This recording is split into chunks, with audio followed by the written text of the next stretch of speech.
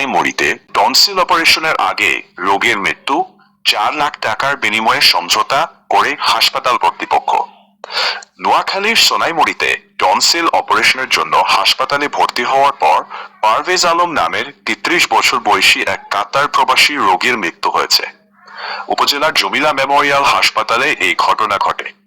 নিহতের স্বজনদের অভিযোগ, চিকিৎসায় অবহেলা ও ভুল চিকিৎসার কারণে তার মৃত্যু হয়েছে। তবে হাসপাতাল কর্তৃপক্ষের বক্তব্য তাৎক্ষণিকভাবে পাওয়া যায়নি।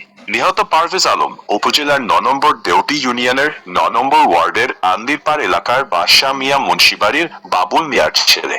তিনি দীর্ঘদিন ধরে কাতারে কর্মরত ছিলেন। তার 8 বছর বয়সী একটি কন্যা সন্তান রয়েছে। 3 ভাই ও 1 বোনের মধ্যে পারভেজ ছিলেন একজন। নিহতের স্বজনরা জানান, গত 7 আগস্ট বিকেল 4:30টার দিকে গলার টনসিল অপারেশনের জন্য পারভেজ জমিলা মেমোরিয়াল হাসপাতালে ভর্তি হন। পরে রাত 10:30টার দিকে হাসপাতাল কর্তৃপক্ষ তাকে মৃত ঘোষণা করে। স্বজনদের অভিযোগ, অপারেশন শুরু হওয়ার আগেই অপারেশন থিয়েটারে পারভেজের শরীরে বিভিন্ন ইনজেকশন দেওয়া হয়। এতে তার শারীরিক অবস্থার অবনতি ঘটে।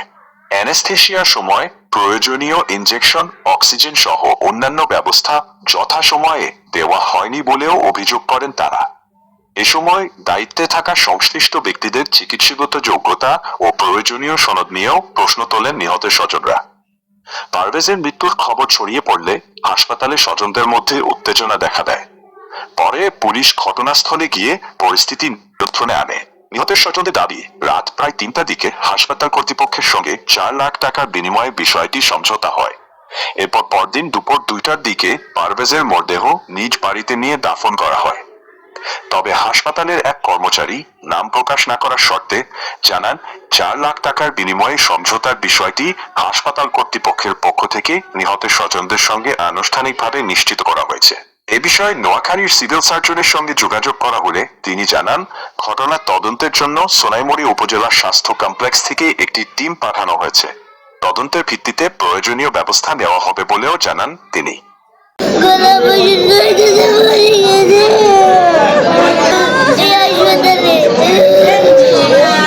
তোমার নাম কি? হ্যাঁ,